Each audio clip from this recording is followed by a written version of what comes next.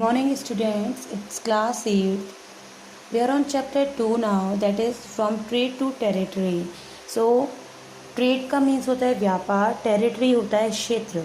किस तरह से बाहर के लोग यहाँ व्यापार करने के इरादे से आए और धीरे धीरे उन्हें अपना क्षेत्र बना लिया, यानी यहाँ पे उन्होंने अपना राज्य स्थापित कर लिया और इंडिया के उस पर्टिकुलर एरिया को अपनी कॉलोनी बना लिया। So let's start with it. You have read in previous classes that since ancient time India was an important trading center. पुराने समय से ही इंडिया जो है व्यापार का एक मुख्य केंद्र रहा है। Merchants, traders from Europe and Asia came to India and the Indian traders were getting profit from this trade, so they encouraged such trades. Merchants and traders, जो व्यापारी लोग जो थे वो यूरोप और एशिया के जो दूसरी जगहें थी वहाँ से इंडिया में आते थे और इंडिया के जो व्यापारी थे उनको इससे प्रॉफिट होता था, तो उन्होंने इस व्यापार को हमेशा ही एनकरेज किया। In 1498 a Portuguese fleet under Vasco da Gama successfully discovered a new sea route from Europe to India which paved the way to direct Indo European commerce. जैसा कि हमें पता ही है 1498 में पुर्तगीज़ का एक जहाज़ जो था वास्को डी गामा, जिन्होंने कि सी रूट की खोज की थी, इंडिया आए तो यूरोप से इंडिया का उन्होंने रास्ता खोजा सी रूट का, जिसने कि इंडो यूरोपियन व्यापार को बढ़ावा दिया। The Portuguese soon set up trading post in Goa, Daman and Diu and Bombay. Portuguese ने अपने ट्रेडिंग एरियाज गोवा, दमन, दीव और बॉम्बे को बना लिया।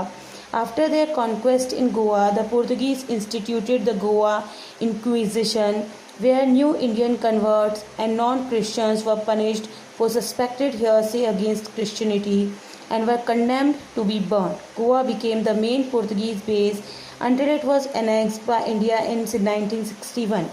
अब ये लोग जो यहाँ पे आए व्यापार के इरादे से आते थे, फिर धीरे धीरे उन्होंने गोवा में जब गोवा को अपने अधिकार में ले लिया तो उन्होंने वहाँ के इंडियंस को क्रिश्चियन बनाने लग गए और जो नॉन क्रिश्चियन होते थे उन्हें पनिश करने लग गए और उन्हें मार देते थे। सो गोवा जो था वो पुर्तगीज़ के पास ही रह गया जब तक कि इंडिया ने, जब हमें फ्रीडम मिली और उसके बाद जो भी हमारा इंडिया को बनाया गया जैसा कि एट प्रेजेंट ये है, तो 1961 में इन लोगों से पुर्तगीज़ से ले लिया गया था, तब तक ये पुर्तगीज़ के पास रहा। So the next to arrive were the Dutch which were the main base is Ceylon, जो थे फिर सेकंड जो थे वो डच यहाँ पे आए। They establish ports in Malabar, उन्होंने मालाबार में अपने जगह बनाई। However their expansion into India was halted after their defeat in battle of Colachel by the kingdom of Travancore. During the Travancore Dutch War, the Dutch never recovered from the defeat and no longer posed a large colonial threat to India. अब ये कह रहे हैं कि battle of कॉलेचल जो है, कॉलेचल is a place name, वहाँ पर ये जो है हार गए थे। तो इसके बाद जो डच जो थे वो इस हार से ऊपर नहीं उठ पाए और जो है वो बहुत ज़्यादा टाइम तक इंडिया में उसे कॉलोनी नहीं बना पाए। The numerous trading companies were coming for buying goods such as spices, cotton, silk and indigo. बहुत सारी जो कंपनीज थी वो इंडिया में आती थी। They were all wanted to buy these goods at low prices in India and sell them at very high prices. वो सब क्या चाहते थे कि इंडिया से गुड्स लो प्राइसेस पे लें और खुद के देश में जाके उसको हाई प्राइसेस पे सेल करें। As they all were buying from India, so their profit earned began to shrink. अब ये था कि वो सारे ही इंडिया से बाय कर रहे थे, चीज़ें खरीद रहे थे, तो क्या है उनका प्रॉफिट कम होने लग गया। So this led to the rivalry among them, तो इससे उनमें आपस में झगड़े होने लग गए। The internal conflicts among Indian kingdom gave opportunity to the European traders to gradually establish political influence and appropriate lands.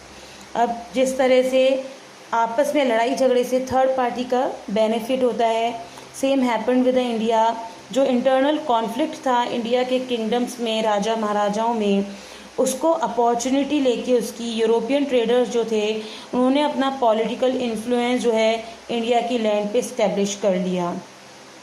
Following the Dutch, the British who set up in the west coast port of Surat in 1619 and the French both establish trading outpost in India. इन दोनों ने ही India में अपनी trading post establish की।